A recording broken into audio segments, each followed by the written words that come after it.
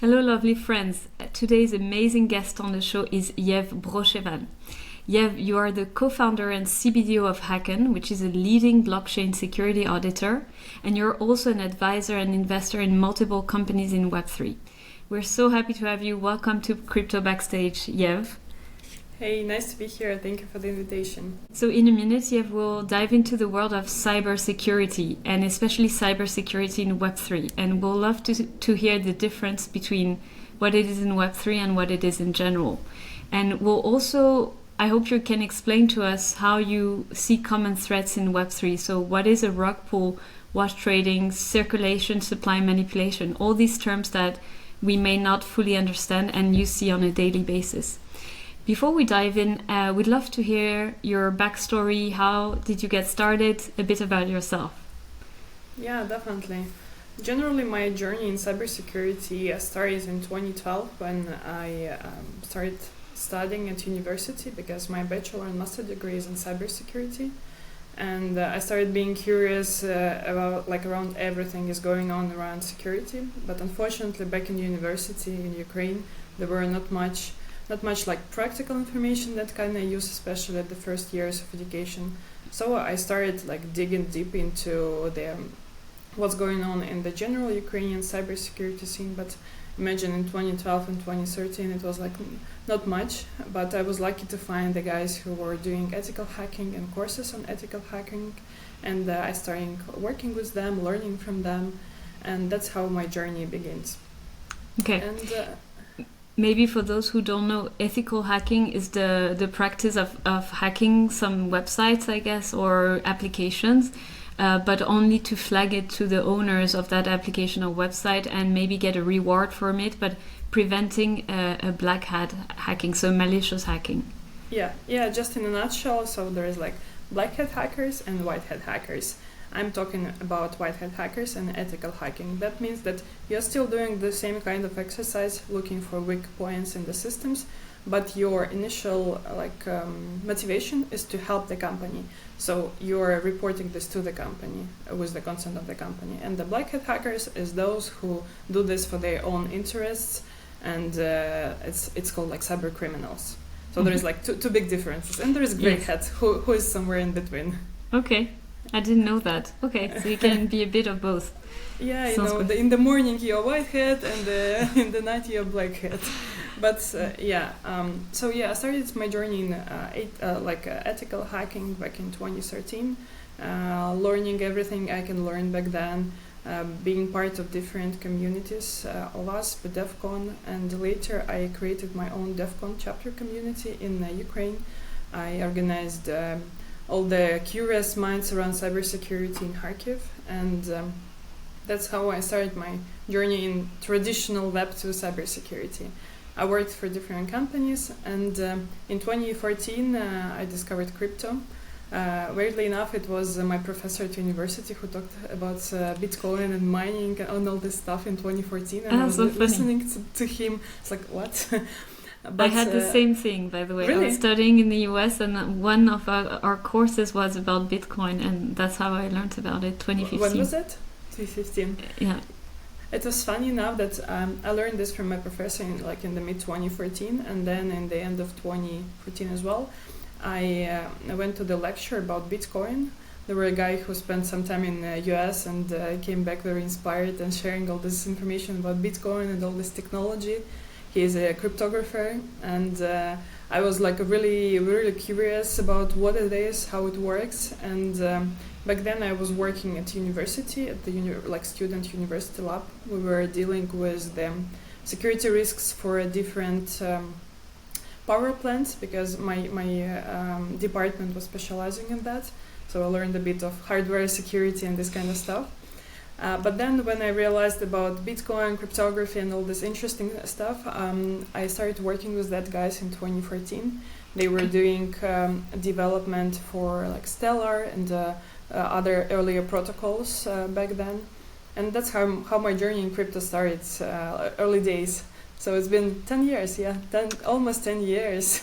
Wow, in this super fascinating world. Yeah, exactly. And it's really interesting that you dived into it right when you were still at university. So kind of your first experience and also creating your company was in Web3 directly, which is so. Would you say? Can you give us a bit of a definition of cybersecurity, all the different discipline it covers, and how Web3 is different from generic cybersecurity? Yeah, definitely. So when I back the times when I was studying, we learned a lot about operation system security, like web security, cryptography, mathematics, programming, and a lot of different disciplines like hardware security as well. What was that like? A lot of different components of security, because cybersecurity in general could be everything from documents, policies, to hardware security, to network security, operation system security, web application, mobile application. So it would be whatever you want. And the purpose is to really prevent that unauthorized people can access your systems and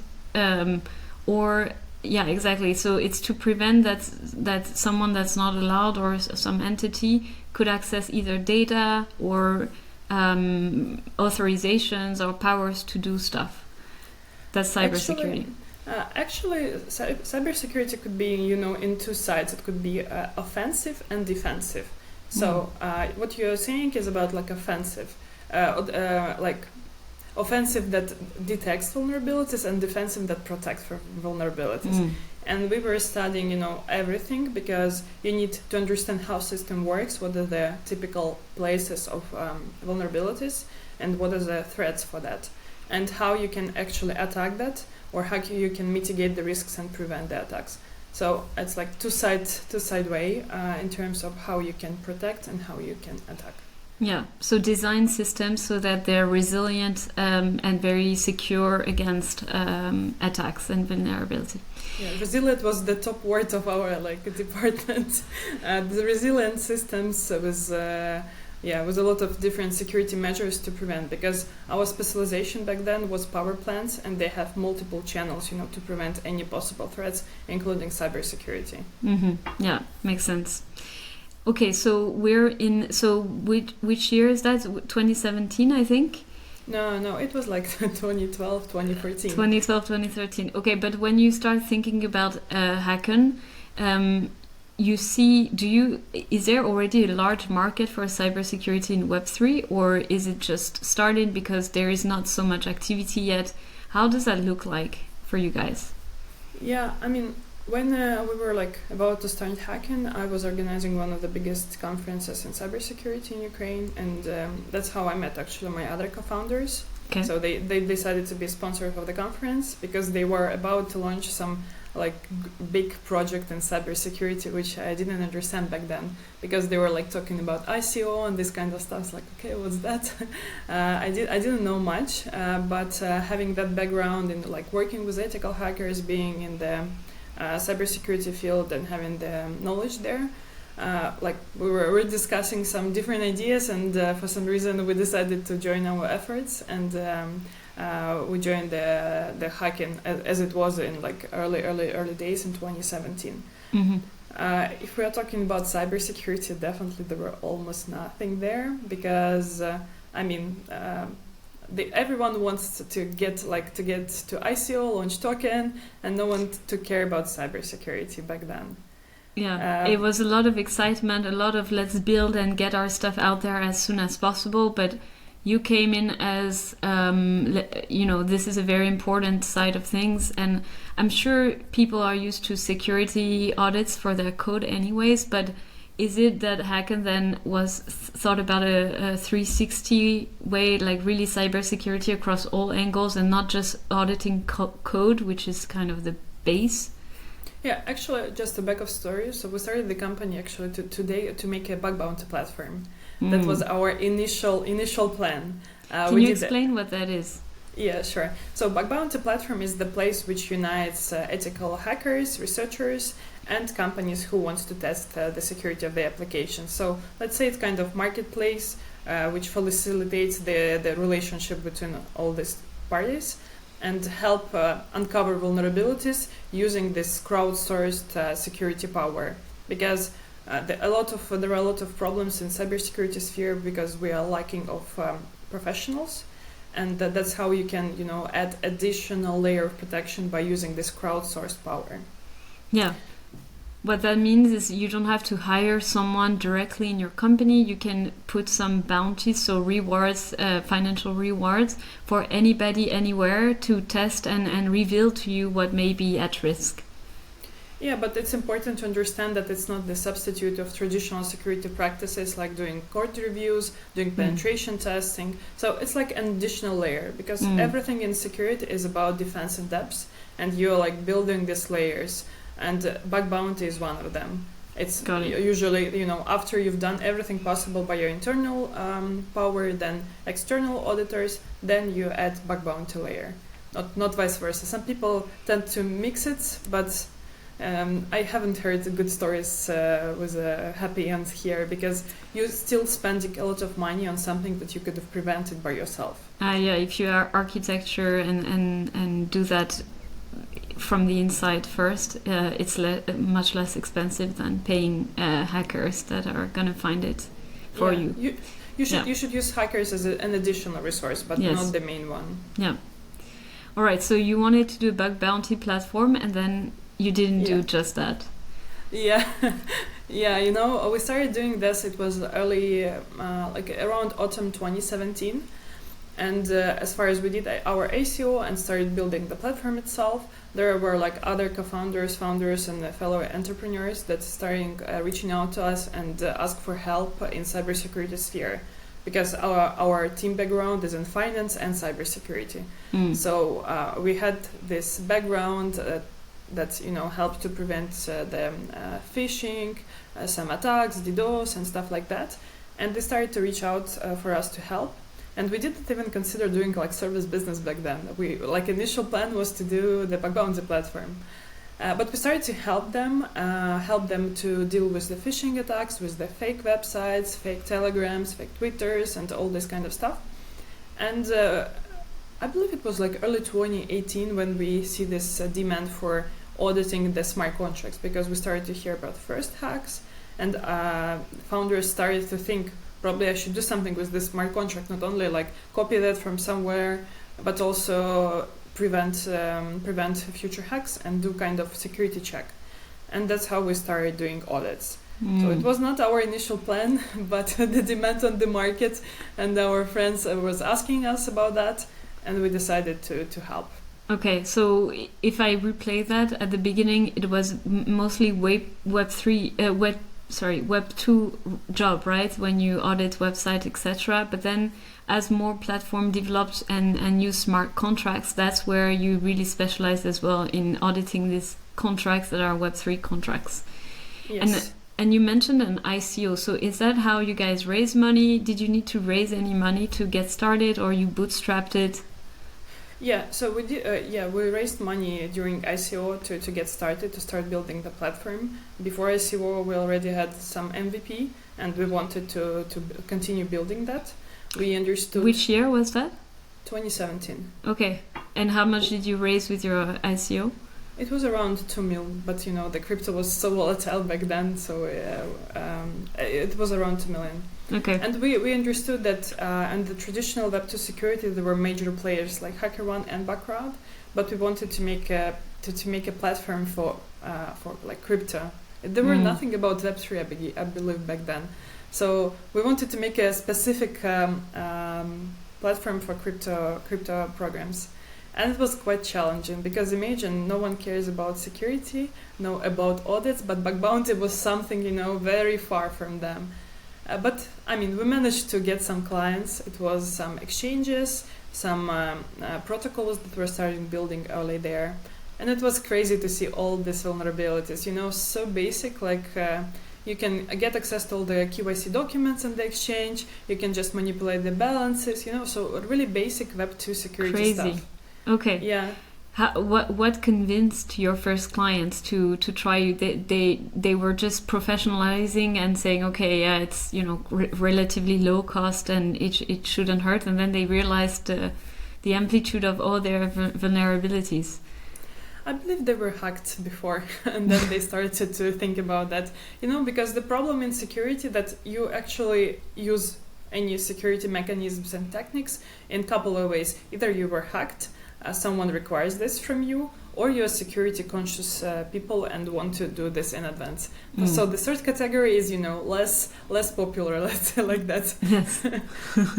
But crypto starting evolving, and like requirements from exchanges, venture funds starting evolving, and they were starting to request cybersecurity. Yes, which was very good for your business, I imagine, and for the industry itself. Yes, also, and we'll get back to some rug pulls, and you'll explain to us how that happens typically.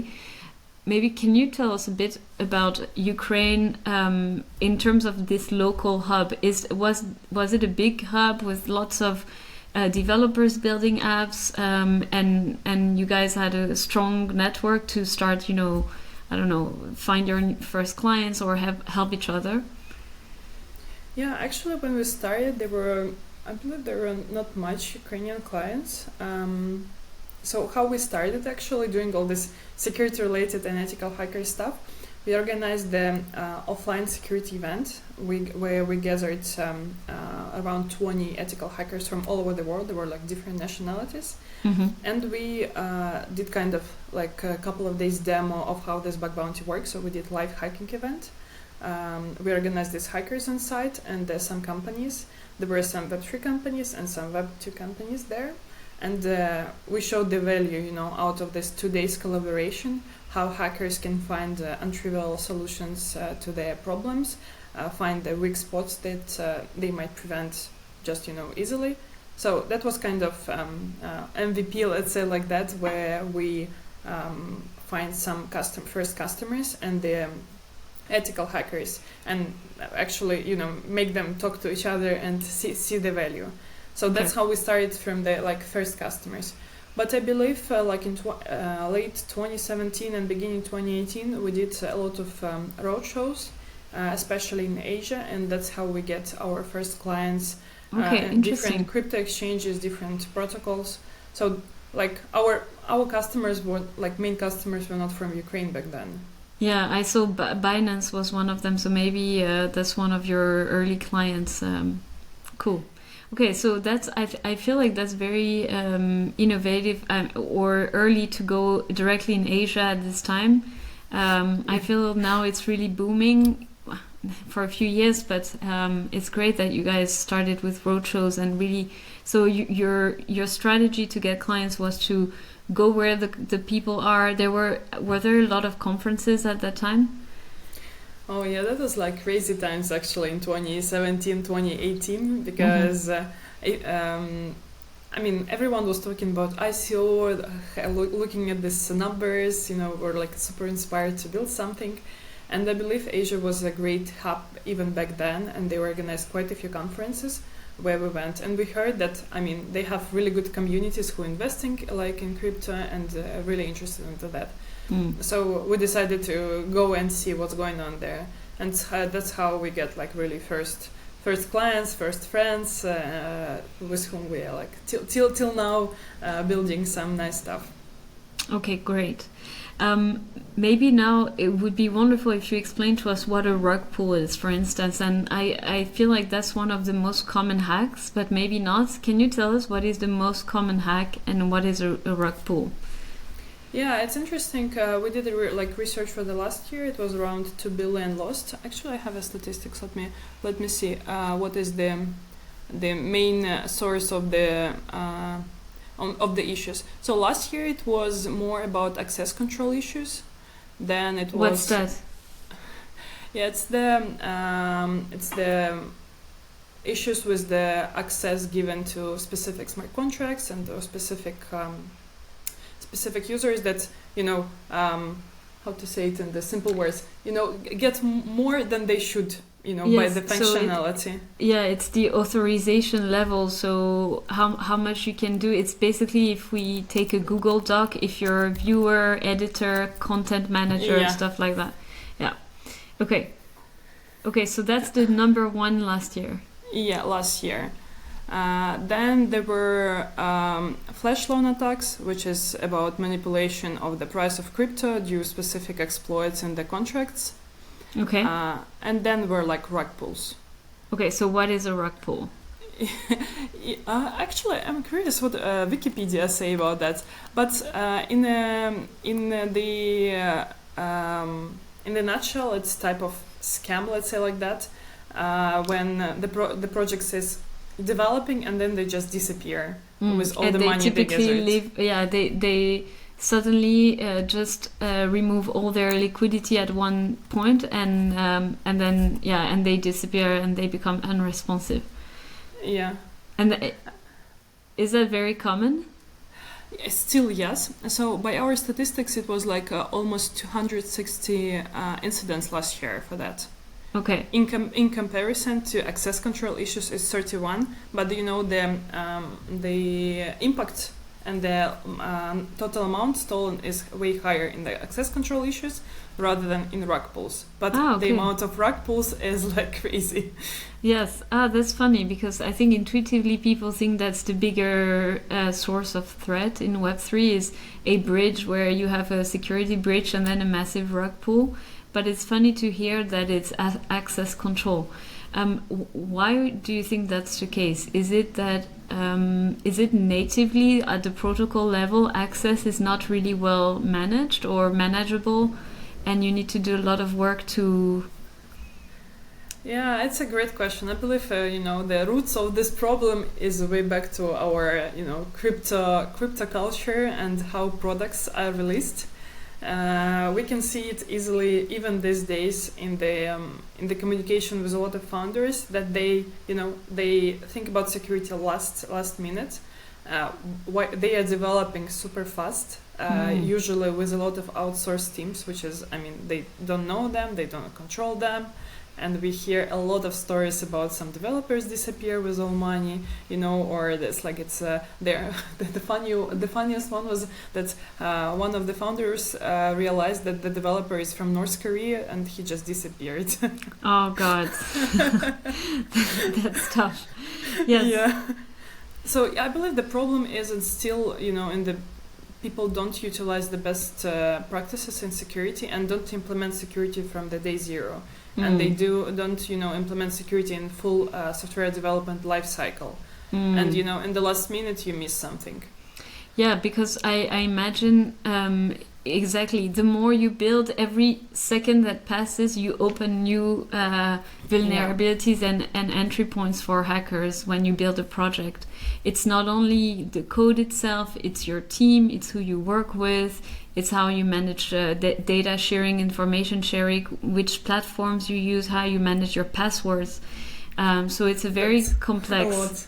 Yes. Yeah, definitely. I usually do a lot of talks about general security for Web3 founders because they think if they audited their smart contract, they are fine. But it's not the truth. Because if we are looking to typical Web3 project, what you have like smart contracts or protocols or whatsoever. You have infrastructure where you host all this. You have your websites, domain names, servers. What else you have? You have a team and operations inside, which is also a big point of security failures. You do have your users, investors, and community, which is also an interesting point. And so you should take care of all these components, not a small piece, because if you look at the cybersecurity complex, in the complex manner, you have one piece, the entry point is the weakest point in the system. If you have everything secure, but here is the person who just clicked random links, you are in the problem. And that's why it's important to see the security in the complex manner and understand which assets you have, which threats you have to each asset, and what's your mitigation strategy for all this. So it's not about only that. That's why access control issues is one of the issues. Even though, for example, we heard a lot about stolen keys, stolen private keys from some hot wallets or something like that. Or the developers that forget private key in the repository, in the public repository. We still can see that. It's so super easy one to prevent, but we still keeping seeing that. Nothing much changing because we're still dealing with people, and people usually the weakest point in any system. Yes, of course. Okay, so in that sense, basically what I hear is very similar to traditional industries. Is there anything specific to Web3 that is, much more vulnerable, where you guys, with your expertise in Web3 first, really make a difference? Because otherwise, any protocol could work with a very reputable, cybersecurity firm. They wouldn't work necessarily with Hacken. Yeah, definitely. So, you should understand the specific of crypto. If we're talking about Web2 security, is slow, really steady processes, and if we are looking at crypto, it's like really rapid, everything changing so fast. And the easiest stuff is when you see that in the website you have one functionality, in the documentation you have second functionality, in smart contract you have the third functionality, because all these processes are not synchronized, and still there is like a vulnerable point in all of this. But if we're talking what is specific to Web3, definitely is about the technology and the smart contracts and the protocols you build, like layer 1s, layer 2s, the apps, wallets. So you need to understand the specific of this kind of applications. And that's where we are helpful, because we've done over 100, what was that? We done audits for more than 1,000 companies during this almost 7 years, and we understand the specific of this kind of business. We understand the weak points that can be, specific to this kind of contract or this kind of protocol. And that's where we are helpful, because we have domain expertise specifically to the Web3 products. Mm-hmm. Yeah, exactly. So in Web3, you have the protocol layer, so understanding basically what a blockchain is. Then you need to understand the languages, smart contracts that are built in, so Solidity, Rust, anything that compares to WASM, etc. And many other actually languages that were kind of invented or augmented for the Web3 purposes. And then, as you said, the need to go fast, everything is looks 10 times faster in Web3, because you have this bull runs and bear market. And when there is a bull run, which is when all the all the markets gets really excited, and you see a lot of tokens gaining value, that's where people want to go really fast, and typically they can go fast and attract a lot of people to invest in their tokens or their project, which is why it matters, because it's not a few thousand euros, it can be millions or even billion euros or dollars that are at stake. So that's indeed very different. Very good. So now, how does Hacken is organized today? Is your team global, and what do they focus on? What is your kind of strategy going forward based on all your success and learnings? Mm-hmm, mm-hmm. Yeah, I mean, we changed a lot specifically for the last 2 years. Because, we've been a small team in Ukraine. We're around 40 people sitting almost in the same office, everyone. Okay. And we're forced to leave our country, and that's where our growth started. Okay. Because we moved to Europe, to Portugal specifically, and we realized that we need to hire people somewhere around. And by now we are 120 people from 20 countries. So we are no more just Ukrainian company. We have really brilliant minds from all over the world, and that's the most interesting and fascinating what we were able to achieve actually through this recent 2 years. So we are mainly based in Europe. Okay, but so what you're saying is, with the war in Ukraine, you guys made a kind of a decision to leave the country, change countries, mostly go to Portugal, and also integrate more international profiles, because mainly your core team was all from Ukraine. Okay. Yeah, we moved 10 days before the war started. Actually, we decided to take a break somewhere outside for a couple of weeks, and that was a wise solution. And we started hiring globally and integrating into the community, because we worked with international companies. Mm-hmm. For the last 2 years, the top country with which we work is US, for example. Okay. Tell me more. Is it more, so your main clients, your biggest chunk of clients is based in the US? Is it also still very large in Asia, or do you see even countries in Africa emerging? How do you guys? So we recently did some research on the statistics about the countries we work with. The first one is the US. The second one is United Arab Emirates, and the third one is European countries. We still do have a lot from Singapore, Korea, and what is that? And Hong Kong. Mm-hmm. Because it's also kind of hubs, international hubs where everyone is just going there. But yeah, for some reason we're still, mainly main customers are from US, but we don't have anyone there now. Okay, yeah. Well, that's interesting. I feel like this is such a global topic, and also, I mean, local differences matter a bit less, which is probably why you can serve US clients without a strong US presence. Let's talk about your business model. So first of all, you talked about how very few projects understand the challenges of cybersecurity and why it matters from day one. So let's say I know that now. I'm starting a DeFi protocol and I'm going to work with Hacken. How do you work with clients? We try to help customers from the 360 point, and what it means that we help them on the multiple levels. We can help with the smart contract audits, we can help with layer 1 audits, we can help with the app pen tests, and moreover we do proof of reserves and also CCSS certification. So this kind of addressing different type of assets, which is like kind of, let's say, external audit. And then we can do bug bounty, which is our hack and proof platform, where we use power of community, where we have around 30K hackers that's constantly looking for vulnerabilities in all these customers on the platform. So that's the solution that we provide, and trying to help them first in the auditing level, and then onboarding them to bug bounty. Okay, so you have kind of two revenue streams. One is kind of tailored consulting services where you can do different types of audits, and the other one is more a SaaS. Is a SaaS model. Okay, very good. And do you have some packages like, okay, if you want low security, medium security, super high, or who wants low security?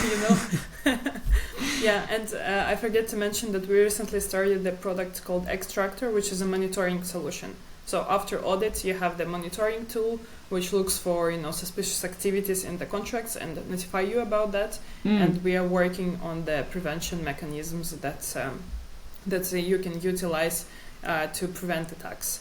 So we don't have packages because you can either audit simple ERC20 token, or you can request to audit DeFi protocol. So it's kind of different scope of work. But for bug bounty and like SaaS business, we have more package approach, let's say like that. But consulting is based on the scope of work. Yes.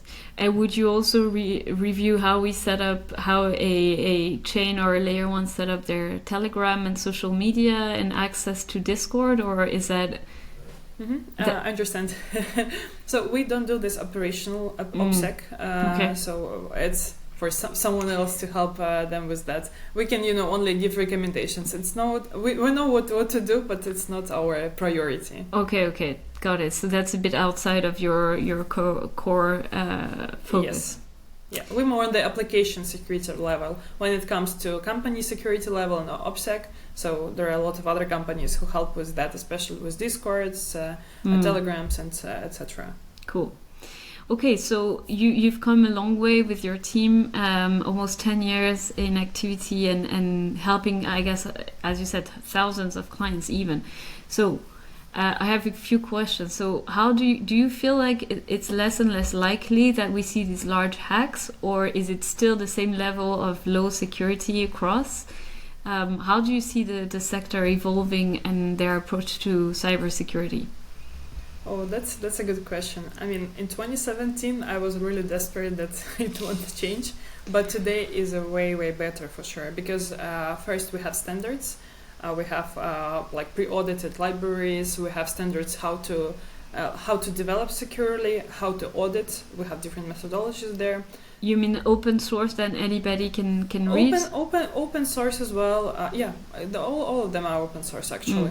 So for example, if you go to Ethereum Enterprise Alliance and East Trust group, they do have the methodology how to audit smart contracts, for example. And you have a lot of different other initiatives for a registry of all smart contract vulnerabilities and the test cases for them. So it's getting easier for sure. Okay. Second, we have market who is kind of self-regulated and demanding security from the projects. And it's for listing on CoinGecko and CoinMarketCap. It's for crypto exchanges. It's for launchpads. It's for venture funds. So everyone is trying to verify the project, because we have so many shady stuff going on that you need to verify. Yes, of course. And I believe it's only growing these days because market is definitely up, and you need definitely to look to specific points when you're starting to work with any project. So are you saying it's like market driven, or is it also regulatory driven, meaning at the country level there is more and more regulation where you have to be audited by a certain type of company? Definitely, but I still believe that in crypto is still more self-regulated rather than regulated from government. But definitely when a lot of companies moving towards getting licenses in different countries, majority of them do have the cybersecurity section and requirements to cybersecurity, at least doing code reviews, at least doing annual penetration tests. So it's definitely getting better. Okay. But still, I believe the major part is self-regulated because someone else requires security. And you understand that as a founder, if you're building a decent project, you want just to sleep at night and not think that your breach would be hacked, and yes, you need to be sure that you did everything possible to prevent that. And when you're saying so all these kind of tools are developing, do you see it mainly in the Ethereum ecosystem, EVM, or is it across any type of ecosystem? And do you see big differences, by the way? Is it inherently more insecure or more dangerous to work in an EVM ecosystem versus another one, or not? Yeah, my favorite question, which language is the most secure, Yes. Rust or Solidity? I hope you say Rust. I would say it depends on the, how you actually apply this language, because language is just an instrument. And if we are talking about the security of the ecosystems itself, especially in this era of rising so many ecosystems, I would say that of course we have the major practices in EVM-based ecosystems, and we have a lot of there. But I really like how different ecosystems to start developing their security foundation from the beginning. All their Rust-based ecosystem, they do have their security groups, security communities with the security tooling, methodology, standards. So they do think about that and they start building these communities around. If we look to Move-based as well, they also have their specific communities. So I believe it's just the different clubs of interests, and they know that they need to do that, and on this road to better security, better tooling, and better standards. Okay, cool. All right. And so what excites you now and in the coming 3 years, let's say, for Hacken? What do you want to achieve? Because it seems like you have, good products, great penetration, and cybersecurity is more and more top of mind. So what else? What is 3 years in crypto? You never know what's going to happen tomorrow. For sure. I mean, if we are talking about the industry, I believe it's really crypto is here to stay, as we see with all the ETS, with central banks adopting different technologies. I think we're moving towards more regulation and crypto just becoming the technology and, just implementing in our daily life. And I believe that a lot of users even want to know that there is something on blockchain behind that. I really like the example of Dubai airport, where you enter the country, they make a photo of you and they store this on blockchain already for a couple of years, as far as I know. And you don't know about that. You just use the technology, use this border control mechanism, and you don't know that you use it. And that's how I believe blockchain and all the distributed technology should be used. It's not for users to know that there is something there. It should just work in the good manner and not failing all the time. I believe we're also moving towards real-world assets, as we see this everywhere these days. And this is kind of merged between Web 2 and Web 3, and real world and the digital world, where we are just going through all the years, the last 4 years at least, with the digitalization and everything. That's where I see that crypto is like kind of integrate into real life, and it's just a technology. Yes. How are you going to serve that specifically then, if that's the focus of Hacken? Yeah, I mean, we are one of the few companies who already starting journey on this way. We recently announced that we are going to tokenize 10% of our equity, and people can participate in that. That's one part of that. So you're raising fund as well through that channel? It's not like... So we are, let's say like yes. So it's digital, like tokenizing the equity that we have, like the traditional one. Yes. And also we do audit the different solutions on tokenization, and we are part of the group which works on the standards regarding this. Also, what we are working towards now is the work with more enterprises. For example, we did audit for European blockchain service infrastructure. We did audit for some of the European banks which utilize smart contracts in different languages with different functionalities, and more working towards enterprises that already, trying to implement this technology to their businesses. And that's the most exciting, because it's not only the group of people who are doing something on their own and they are super excited what's going on in this technology. It's already integrated into society, and you can see how this works in real life, let's say like that, not only this limited group of people who are super enthusiastic about some crypto stuff. Exactly. So when it comes really mainstream, that's when it's like this whole industry has matured and it's won the purpose of everything that has been built until now. Yeah, I mean, why we are starting to build that? Yeah, for sure. That's the key question. Yes. That needs to be answered in multiple ways, and it's great to see how it's now penetrating a lot of different industry. Yeah, definitely. Well, Yev, thank you so much. It's been extremely captivating to hear about your journey personally and that of Hacken, and the importance of cybersecurity and a holistic approach to that.